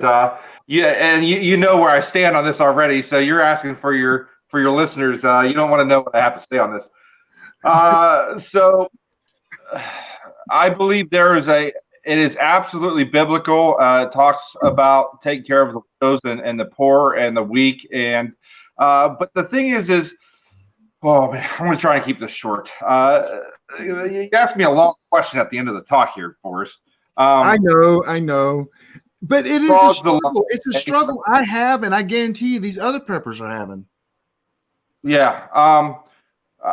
We are called to help the helpless and to help the widows and feed the poor, right? But every single human, every single Christian, every single believer draws the line at some point. Because I guarantee you there's a hungry person, there's a widow in your neighborhood that you're not helping. So everybody, you give what you can, okay? And that there's not a set percentage in the Bible as to what you're supposed to give. I'm not talking about tithing. I'm talking about charity, what you're supposed to help. You're supposed to help what you can. And I say you help till it hurts, right? So we are called to help our fellow man. In this type of scenario, I'm going to be very charitable, very giving, because this is not an end of the world type scenario, right? I'm going to be helping my fellow man as much as I possibly can. But you also know that if this thing goes sideways and it is the end of the world and swine flu comes out, bird flu comes out, that section that talks about feeding the widow and the poor at the end, it says, and any man does not take care of his own family is worse than an unbeliever. So there is a hierarchy. So I'm not going to give my 4-year-old kids food to somebody else as the head of the household, as a father, a mother. Your primary responsibility are to your initial kids. Okay, so that's a general rule. Again, so if the Lord's leading you to help somebody, you help them. I'm not saying you override. You have to have a close relationship with Jesus, and we can talk more about that here in a second. But as a general rule, you need to look after your family's own interests first. So in this type of scenario where it's everybody's coming together, everybody's working together to get through this situation, you help as many people as you can. You do what you can. You hold hands, you sing Kumbaya. But I'm sorry if the trucks stop rolling, if the interstate trucking stops, food infrastructure shuts down. People start starving to death, going hungry. Everybody talks about trust. They build these mutual assurance groups on their block, their neighborhood, and I trust this person. We've talked about this stuff. Well, in my experience, 95% of the wealthiest preppers, okay, the people that I do analysis for and that I build stuff. I got people with $100,000 worth of guns, and I show up and they got $4,000 worth of food. I'm like, you can't eat those guns and ammunition and everything else. So there's a severe lack of food, and if you can't feed people, you can't help people. So you got to keep your family fed. You got to look after your group first, and then you help people as you can. So I believe that is biblical, and I believe that is the right thing to do, is to look after your immediate family first, then your relatives, and then help as many people as you can after that. Exactly. So in a plane, when something happens, the air mask comes down. What do you do first? You take care of yourself first. You put your own mask on, then you take care of your family or people next to you. Also, guys, we know this isn't the end of the world. You're not going to die from this. So preppers, like I know a lot of us, we have more than a month's worth of food for our family, maybe more than 2, maybe more than 3, maybe 4. So if we set in our mind that, okay, the most this could last is 6 months. I mean, a pandemic lasting more than 6 months, I just can't see it in that day and time. So there's a lot we could give, but then we maybe could set what we need to keep for ourselves and kind of set that goal. But when it comes to like N95 mask, my comment is staying home and you don't need one. Absolutely. I have some. You might not have any. Stay at home. You know what? I'm going to stay at home because I don't want to use an N95 mask. That means I'm at risk. So if the only thing you're scared and afraid about is I don't have N95 mask, I don't stay home. That solves that problem. So go get a little bit of food now. That solves this whole problem for us. If you're not out there riding the subway, if you're not going to the football stadium, if you're not you need to be doing church at home, if you're not going to large population areas where there's a lot of people around you in the same room, if you stay home, you're not going to get this thing, period. Right. So if you have some extra food and and if you do have to leave to get extra food for whatever reason, again, we're talking about once this thing gets bad, we're not talking about today. And you follow some simple rules, cleaning your hands, don't touch your face, wear a mask, disinfect things when you get home. If you follow some basic rules, your chance of getting this are really slim. The N95 mask, like I have them, but I have no intention of ever putting that thing on my face. Nope. I don't plan to shave, Lisa. My wife has forbidden me from shaving, so I haven't shaved in like 10 years. I don't plan to start now. I've been preparing forever. So we know it's not the end of the world. We know we have food. The most likely things people will need is not the N95 mask. If you come to me and there's a full pandemic going on, you're knocking on my door and say, I need an N95 mask, I'm going to say, go home. You don't need it. Go home. If you come to me and go, hey, we didn't get enough food. Oh, okay, I'll help you. Here's some food. But right now, people can go get some food. They can go get some drugs and some water, some things, basic things that you should have anyway. So, Lisa, what's your response to this? Let's listen to the mom. No, it's not. I mean, it's in line with what you're saying. Okay. We have, just as I mentioned earlier, a tsunami. It's on its way. We have some time to prepare. And I noticed that Lindy in the comments said she has been preparing for her daughter and her daughter's family. And so a lot of us have done that. But in terms, it was interesting because the big panic, kind of funny, the big panic is over the face masks. Right. People want to know, can I make my own face masks and how can I make them for my children? But if it gets to the point where you really do need a face mask, you guys are actually right. You really should be staying home at that point. I mean, if it's that risky where you're going to come in, there's a really high chance that you're going to come in contact with a virus. If you don't have a face mask, then you need to maybe rethink what's going on.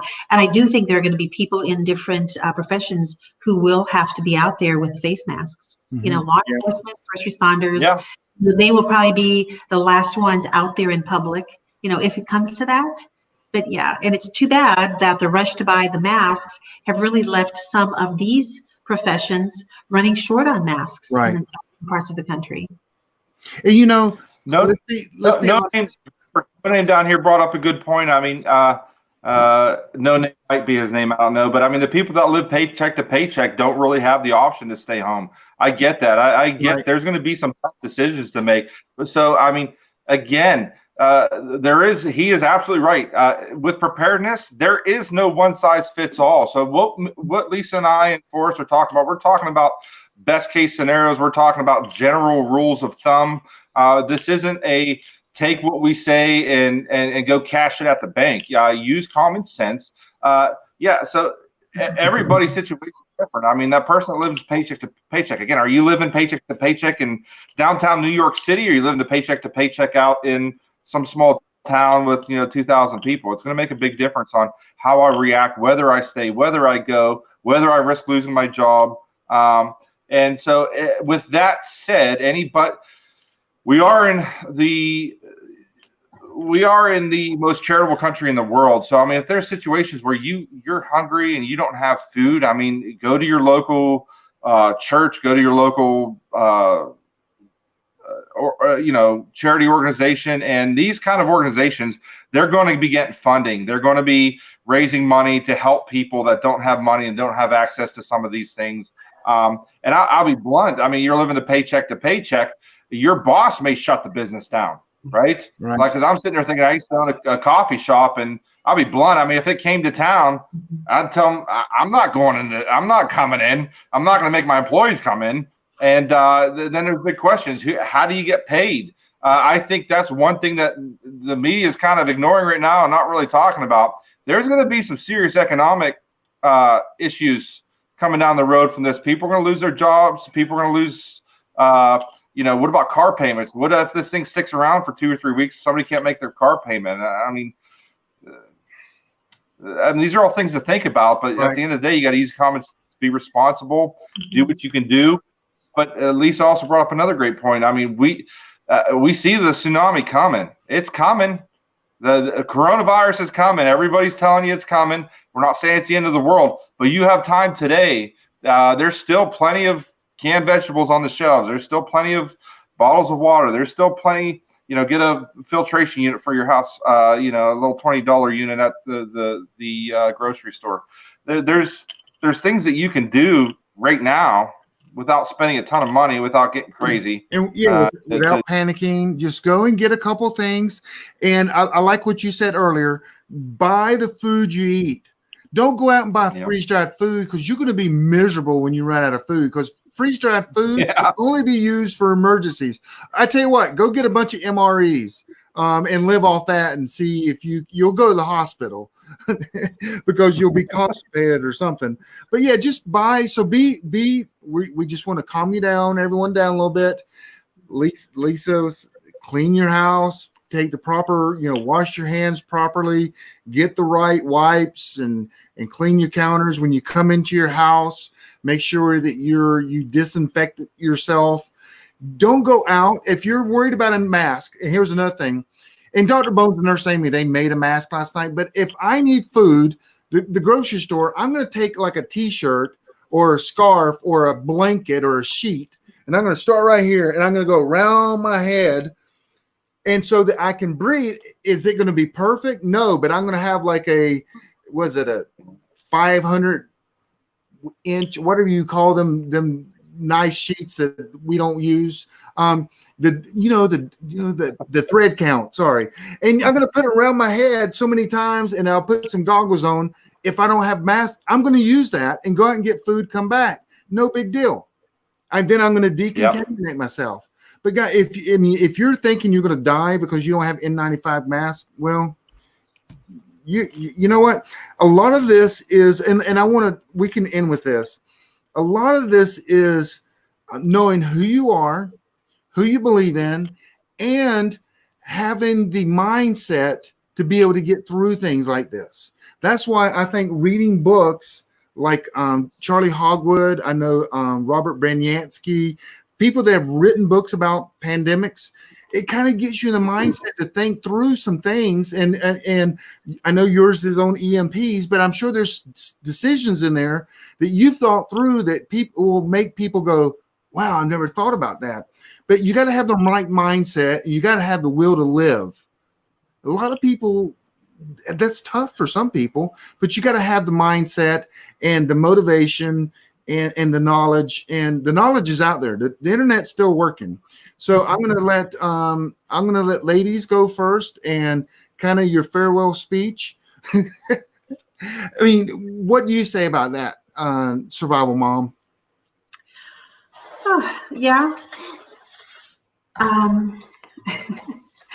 I wasn't really ready to summarize anything, but I think that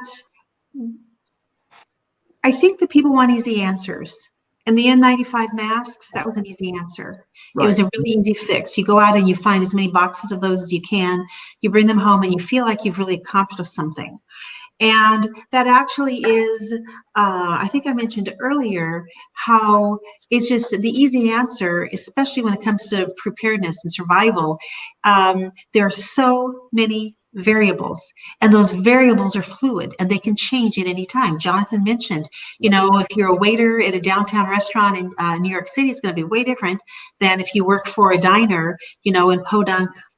I live in Texas. I'll pick on Texas. So the masks, though, that really gave people a sense of security and really not thinking through what else would I need and could I have used that money for other things, and really not even knowing what they were buying, I think, in a lot of cases. So I would just say that the better prepared you are, the more quickly you're going to be able to react to changing circumstances. So for us, for example, if I had children in a public school and we're a prepared home, I'm ready to yank that kid out at a moment's notice because we're prepared to homeschool. I know what we would do for shelter in place. We're completely prepared. Other parents who have not really thought that through, but gosh darn it, they have, 50,000 N95 masks. They're not prepared. So really, the better prepared you are, it's like a foundation. You can react quickly, you can respond appropriately, and you can make the right decisions. And so as people are watching this and they're reading the material you're recommending, Forrest, that is really the best thing that you can do. And I really believe that it's common sense. I never really was, super into the whole, I just remember one famous author, recommending you need to live in a town of, no bigger than 800 people. That's okay right. For like those 800 people, but you can't make much money in a town like that size. And you have to be at least 50. Oh, you have to also be 50 miles from the nearest, highway. Okay. Talk about the middle of Wyoming, So I think that because there are so many different situations and circumstances, I get a lot of questions from people who have handicapped children, who are caring for elderly parents. And Jonathan was right. There is no size fits all. And you have to continually, learn what does my family need on the income and the makeup and age of our families, and really just kind of constantly look for what is going to help your family survive and not just go through a checklist, because someone said, here's a checklist. Yes. Jonathan. This is a tough subject because of where our information age is today. Probably one of the biggest questions I get is people like, hey, can you recommend a news source? Can you recommend a source of info? I can't. It's hard to know what to believe from anywhere. It wasn't like this even 10 years ago. You could feel confident that you could Google something and actually get what you want to get. Today, everybody through, algorithms, they're being pushed in certain directions politically, culturally. It's hard to know what to believe in your news sources. So that's one of the things that I think could be good out of this. I think it's going to wake a lot of people up that have never had this preparedness mindset. Probably one of the biggest issues with our country is our arrogance that every time I turn that faucet on, crystal clear, purified water is going to come out of it. The electric grid's always going to be there. Everything's always going to be just okay because it's always been that way in my life experience. There are scenarios that are very likely in our future, and the more we become dependent on technology and electronics and each other, the less self-reliant, the life skills that our forefathers and our parents and our great-grandparents had, we just don't have that anymore. So this might be a little bit of a wake-up call to people to see that, hey, you know, that a serious situation is possible in my lifetime. It makes sense to. So the other thing is prepper, right? I mean, your channel's name is PrepperNet. I mean, you talk to somebody in California and they envision preppers looking like me. You know, you got a beard, you know, a grizzly guy. He's probably got 10 guns in his back pocket, you know. So, I mean, I appreciate what Lisa's doing, bringing a friendly face to the preparedness movement. I try not to use the term prepper because you start throwing out prepper, people think you're nuts. But I sell it as basically every single person that I know has life insurance. They've got medical insurance. They've got car insurance. They've got insurance on electronics. They probably got dental insurance. They got fire insurance on their house. You got insurance. Why? What's the chances of your house going to burn down next week, right? Or in your lifetime? I know like maybe one person that I've ever known that had a house burned down. But everybody, if you don't have fire insurance, you're irresponsible. Society will tell you you're irresponsible if you don't have all these other insurances just for a rainy day. You know, this is basically survival insurance. Putting some food and some water in your basement, thinking about a rainy day ahead. How am I going to feed my kids? How am I going to take care of my family when something like this happens? It's not crazy town. It's an insurance policy, you know. Think outside the box, and don't live in a state of fear. We're not meant to live in fear. That's what the media is trying to do to you right now. Is there for headlines and to get viewership? They're trying to scare people. Some of it may be politically motivated on both sides of it. I'm not going to even get into that, but don't let them push you out of your comfort zone. Use common sense in this situation, and you know, trust in God. Put your faith in Jesus Christ. Submit to Him, and He'll see you through this. Okay, awesome. So we're going to do some closing reminders. My book is available for download for free on Amazon right now. It's on the Kindle version. Just go and search the Christian, just my name or the Christian Case for Preparedness. It's absolutely free. Jonathan, if you will kind of tell me kind of what you've got going on and why people should, or how they should contact you, why they should contact you, and I'll throw your slide up why you do that. Okay. Well, probably the people that are on this show, the reason they'd be reaching out to me is for Grid Down Consulting. I have, like I mentioned earlier in the show, I've got hundreds of clients all over the continental United States. I work with anybody from, so here's something I'll throw out real quick. If you don't have any money, if you're living paycheck to paycheck, preparing for the end of the world, it's tough to do.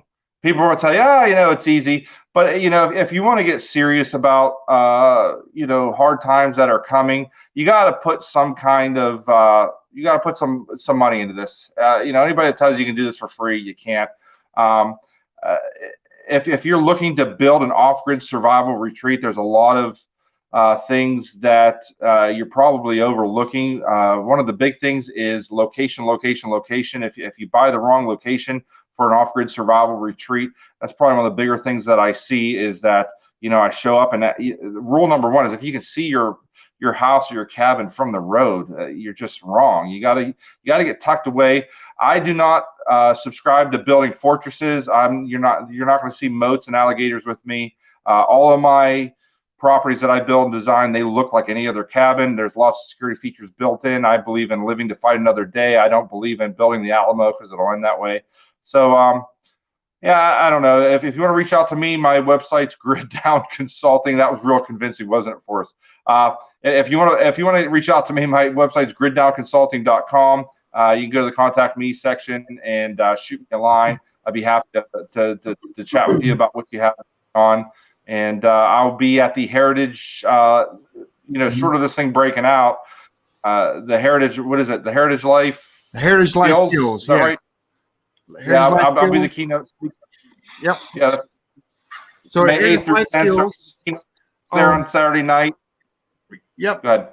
Yeah, I was going to say on Friday night, they're going to show the documentary that we're in, and we're going to talk about it. We're going to have a panel discussion. And then on Saturday night, you're the keynote speaker. Yep. So what I'll be discussing at the Heritage is the psychology behind human desperation, starvation, and living without rule of law. That's something that most Americans don't understand. They've never experienced true starvation. They don't understand how society is going to react when they haven't eaten food in a week or 2 weeks or a month. So that is something that's definitely overlooked, and I'm going to clarify some of those positions with scientific papers and some background research from over the last 50 years. So if you're in the area of North Carolina, Waynesville, Asheville area, I'll be there May 7th, 8th, and 9th. Is that no 8th, 9th, and 10th? 8th, 9th, and 10th. Okay, thank you for that. Someone asked about my book. My book is for free.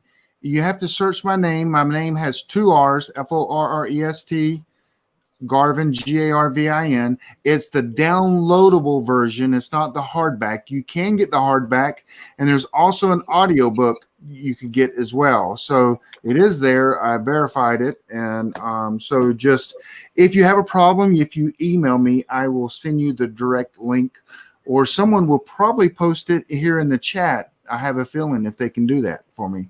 So Lisa, it is tell us about what you have going on. I get one of your emails, and let us know, tell us what's going on and how they can get up. You know, I actually have a lot going on. First of all, as you can see here, there's all of this and a whole lot more. I have my newest project is Survival Mom Sisterhood, and that is a month-by-month membership for women. We have a handful of guys that have snuck in for the training as well, but it is you are provided with monthly mini master classes and monthly challenges. We are starting actually a new mentoring group where we're going to have one very experienced prepper woman working with, actually it's going to end up being 2 or 3 of them, working with really small numbers of women who are just getting started and want to learn the basics, maybe even a little more advanced than that. Really excited about that aspect. Survival Mom Sisterhood, actually, if you type that in, you can join my wait list. And I am thinking about coming up with just like kind of a real quick 48-hour sale, because I open registration just 3 or 4 times a year. So that is my newest project. My book, Survival Mom, you can see it right there. It's available on Amazon. A lot of libraries are carrying it. A lot of people telling me they're getting it that way. And then I did put together a book of my own. I just self-published it, and it's all about emergency evacuations. It's a really complete handbook. And I address evacuations if you have elderly loved ones, if you have, special needs children, because every family is different. And so I really don't want to leave anyone behind in fear. What am I going to do because I have these challenges with my family and home? So my main blog is thesurvivalmom.com. And it's a wealth of resources. You'll find a few free offers there as well. And really quickly, thesurvivalmom.com/pandemic. I have a free class coming up, open to the public. It is going to be available for several days starting this coming Wednesday. Register and you'll get reminders as well as printables. thesurvivalmom.com/pandemic. I can talk more. Thank you for that. He's a lot more ready for that question than I was, Forrest. I've written 2 books too. I forgot to even mention those. Yeah, well, tell us about your books. Yeah, I got this one. I'll tell you that. Let me do the one. Yeah, you're fine. The most amazing book I've read on thoughts of people have never thought about. And when I read this, and you wrote in here, if you're because a lot of guys, we have guns. Guns is going to save the world. Yep. But you wrote in here, if you're in a gun, I'm going to paraphrase. If you're in a gunfight, you're an idiot. You should never be in a gunfight post. People get hurt. And I'm like, oh my gosh. And when I'm in a gunfight, protecting my family, they're behind me, and where are all the bullets going? And I've been saying that, and you kind of wrote that, and I'm like, oh my gosh, this is my brother. So anyway, go ahead and tell us about your book. I don't want to minimize the fact that I do believe you should have personal protection. You should have more training than you do in your weapons.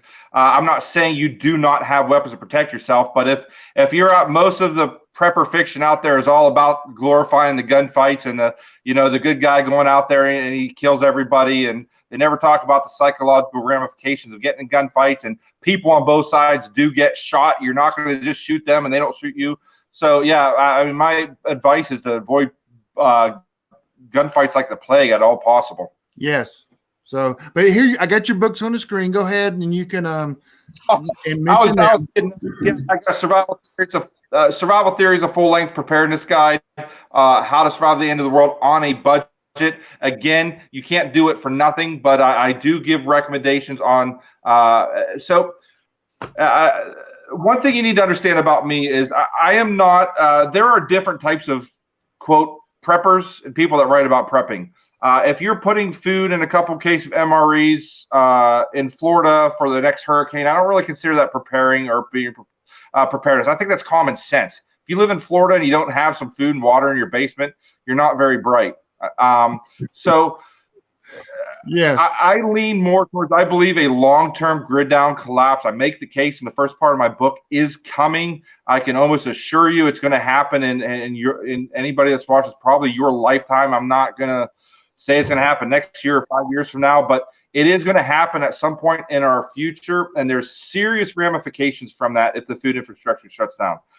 So there are certain, a lot of the preparedness mindset is on minor things, minor scenarios, things like this where you can kind of ride it out at home. So if you're looking for like basic prepping advice, I take a much more serious, a deeper dive, let's put it that way, into the preparedness mindset. And my advice, a lot of people in this industry will say, hey, start easy, prep for 2 days and then prep for a week and then prep for a month. I take the reverse approach. I say, wrap your mind around the worst case scenario first and have that as your starting point. Because if 2 days, a week of survival is your starting point, and that's the only thing you wrap your head around, and then something serious happens, you're in bad shape. But if you've wrapped your mind around that, even though you can't afford to fully prepare for that, slowly work your way to the worst case scenario, and then if something minor happens, you're good to go. So that's my mindset. That's how I approach this.